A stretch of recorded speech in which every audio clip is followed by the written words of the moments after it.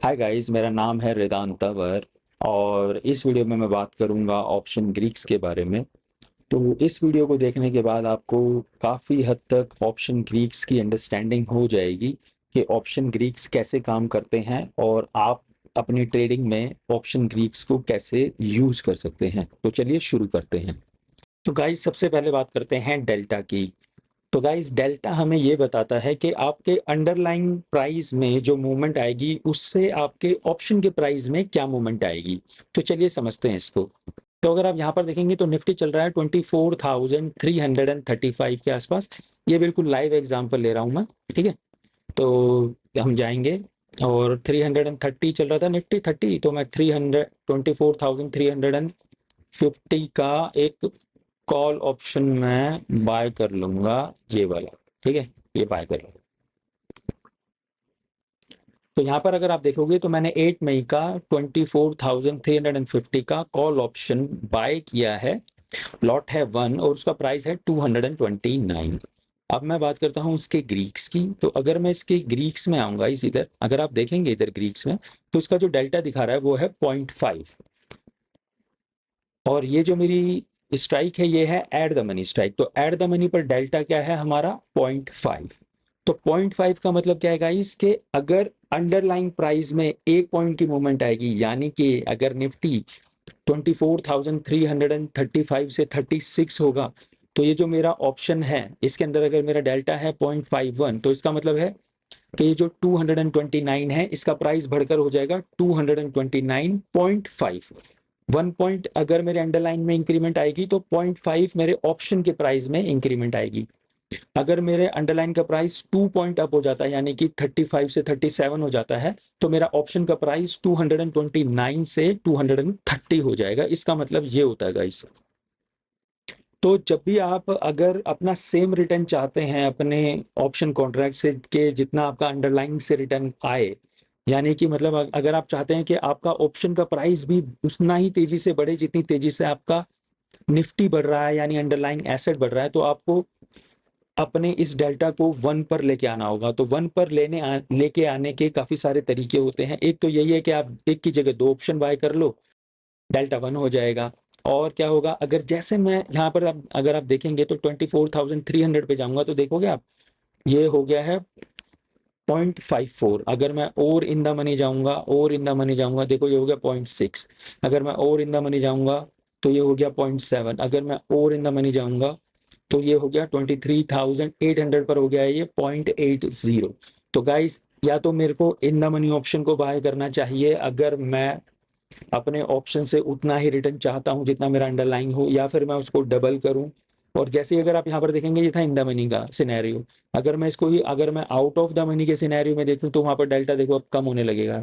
Delta कम हो रहा है जैसे जैसे मैं स्ट्राइक को आउट ऑफ द मनी पे ले जा रहा हूँ, मेरा डेल्टा कम होता जा रहा है। अब मान लो कि मेरा डेल्टा है ये 0.2, और अगर मुझे सेम रिटर्न चाहिए जितना मुझे निफ्टी में से मुझे मिलना चाहिए, मान मतलब कि मेरा अंडरलाइंग एसेट जितना बढ़ रहा है मेरे को उतना ही रिटर्न मेरे out of the money option से चाहिए, तो उसके लिए मुझे इसके 5 लॉट बाय करने होंगे, तब मेरा डेल्टा हो जाएगा 100, यानी 1 हो जाएगा। तब मुझे उतना ही रिटर्न मिलेगा जितना मुझे अंडरलाइन के मूवमेंट से मिलता। बट ये ध्यान रखना है गाइस कि अभी हमारा एक बंदा रहता है जो कि है हमारा गामा। ये गामा जो होता है गाइस, ये डेल्टा को चेंज करने में बहुत ज़्यादा इंपॉर्टेंस रखता है। अब इसको भी देखते हैं गामा क्या करता है। तो गाइस, अभी तक मैंने आपको डेल्टा समझाया, अब हम बात करते हैं गामा की। तो अगर आप गामा देखेंगे गाइस तो गामा दिखा रहा है इसका 0.0005। ओके गाइस, मैं यहाँ पर कर देता हूँ इसको एड द मनी 24,350, ठीक है। तो अगर आप यहाँ पर देखेंगे तो इसका गामा है 0.007। एट द मनी के आसपास गामा हाई होता है गाइस, क्योंकि यहाँ पर इसके इन द मनी और आउट ऑफ द मनी के चांसेस दोनों ही ज्यादा होते हैं किसी भी ऑप्शन कॉन्ट्रैक्ट के। तो यहाँ पर नॉर्मली गामा हाई रहता है। गामा क्या करता है गाइस, जैसे ही अंडरलाइन 1 पॉइंट अप हुआ, यानी कि निफ्टी 24,328 से 30 हुआ या 35 हुआ, तो 1 पॉइंट इंक्रीमेंट में ये गामा डेल्टा के अंदर इतना अमाउंट ऐड कर देगा। या मान लो कि अगर मैं 100 पॉइंट अप कर देता हूँ यहाँ से 100 पॉइंट अप, तो 100 पॉइंट डाउन कर देते हैं। ये देखो, अगर मैंने यहाँ पर 100 पॉइंट डाउन किया तो मेरा जो डेल्टा है, अगर आप देखेंगे, ये देखिए 100 पॉइंट अप हुआ तो 0.7 हो गया, यानी कि यहाँ से 7 पॉइंट इसके अंदर ऐड हो गए। देखा आपने किस तरह से तो गामा डेल्टा को वो करता है। जैसे ही मेरी पोजीशन इन द मनी होगी वैसे वैसे ही गामा डेल्टा को बढ़ाने लग जाएगा। ये देखिए, जैसे ही मैं 100 पॉइंट ओ डाउन हुआ, इसमें फिर इसने 7 पॉइंट ऐड कर दिए, अब 6 है, तो अब यहाँ से 6 पॉइंट ऐड हो गया, यानी कि 69, 100 पॉइंट डाउन 69। अब यहाँ पर कितना है, 6 है, तो फिर हमें 100 पॉइंट डाउन करूंगा तो ये हो जाएगा हमारा 75 हो जाएगा। 100 पॉइंट डाउन 74, यानी कि 5 हो गया है। तो गाइस, इस तरह से ये गामा इम्पैक्ट करता है हमारे डेल्टा को, और डेल्टा क्या करता है, हमारे ऑप्शन प्राइस को इम्पैक्ट करता है। वापस मैं चला जाऊंगा एट द मनी पे, जो कि है 24,350।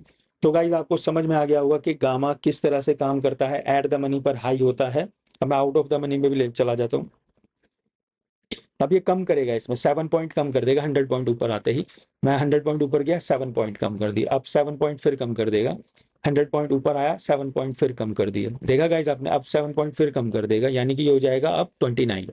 100 पॉइंट ऊपर, ये हो गया 29। अब मैं 100 पॉइंट और ऊपर जाऊंगा, ये फिर कम कर देगा।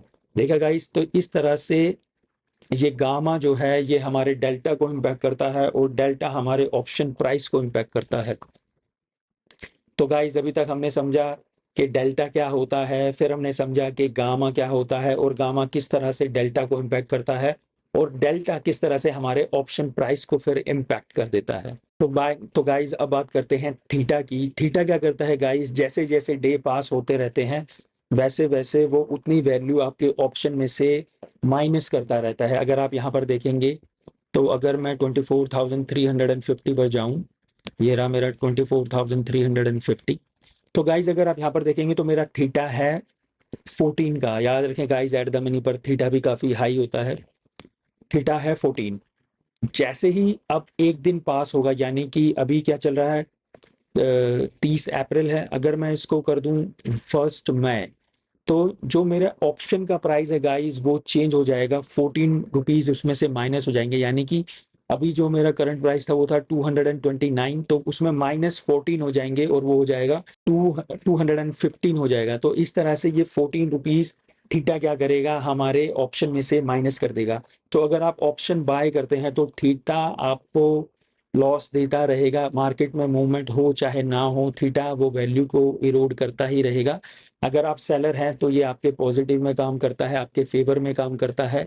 अगर आप बाइंग करते हैं किसी भी ऑप्शन को तो आपके अगेंस्ट काम करता है थीटा।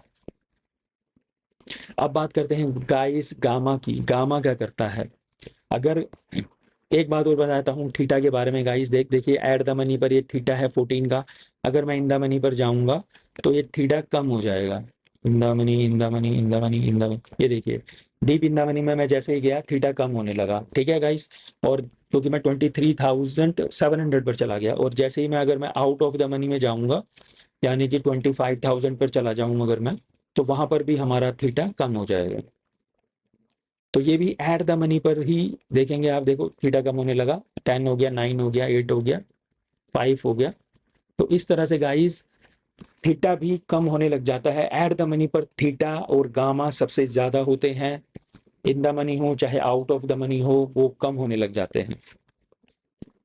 अब बात करते हैं गाइस वेगा की। अगर आप वेगा को देखेंगे यहाँ पर,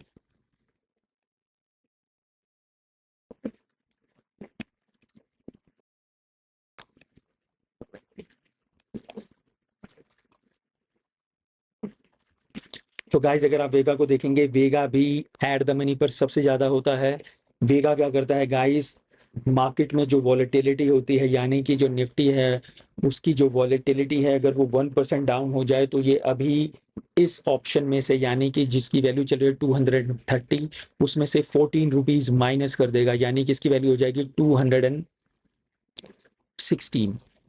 ओके गाइस, यानी कि अगर जैसे ही वॉल डाउन होगी 1%, ये इसमें से वैल्यू को कम कर देगा 14, और अगर वॉलेटिलिटी इंक्रीज हो गई 1%, तो ये इसकी वैल्यू को यहीं पर ही इंक्रीज कर देगा। मार्केट में मूवमेंट हो चाहे ना हो, इसको कोई फर्क नहीं पड़ता गाइस। अगर मूवमेंट भी हो रही है और फिर वॉल बढ़ रही है तो ये अग्रेसिवली प्राइस पर इम्पैक्ट करता है, इस तरह से वेगा काम करता है गाइस। तो ये थे गाइस हमारे Greeks, delta, theta, gamma and vega. एक ग्रीक्स रह गया हमारा रो। रो क्या करता है गाइस, मान लो 1% का इंक्रीज होगा तो जो भी आपकी वैल्यू दिखाएगा रॉ उस उतना उसमें ऐड हो जाएगा कॉल ऑप्शन में। अगर उतनी ही अगर इंटरेस्ट रेट कम होंगे तो उतना ही उसमें से वो माइनस हो जाएगा। यानी कि अगर मान लेते हैं यहाँ पर अगर रॉ होता और उसकी वैल्यू होती मान लेते हैं कि 0.10, तो आपके जो ऑप्शन में से 0.10 माइनस हो जाते अगर इंटरेस्ट रेट कम हो जाते। अगर इंटरेस्ट रेट बढ़ते तो वो उसमें ऐड हो जाता। यहाँ पर वो ऑप्शन दिखा नहीं रहा तो मैं वैसे ही आपको वर्बली दिखा रहा हूँ। तो ये थे गाइस हमारे ऑप्शन ग्रीक्स। होप करता हूँ इस वीडियो से आपको कुछ तो समझ में आया ही होगा, और आई थिंक काफ़ी ज़्यादा मैंने एक्सप्लेन करने की कोशिश करी है इस वीडियो में। तो अगर आपको ये वीडियो अच्छी लगी है तो प्लीज़ इस वीडियो को लाइक कर देना, और ऐसे ही कंटेंट को आप देखना चाहते हैं तो हमारे चैनल को सब्सक्राइब कर लेना। और अगर आप ऑप्शन ट्रेडिंग सीखना चाहते हैं बिल्कुल अच्छे तरीके से तो मेरा उद्यमी पर एक कोर्स है, आप उसको ज्वाइन कर सकते हैं गाइस। लिंक मैं डिस्क्रिप्शन में डाल दूंगा। मिलते हैं नेक्स्ट वीडियो में, बाय बाय।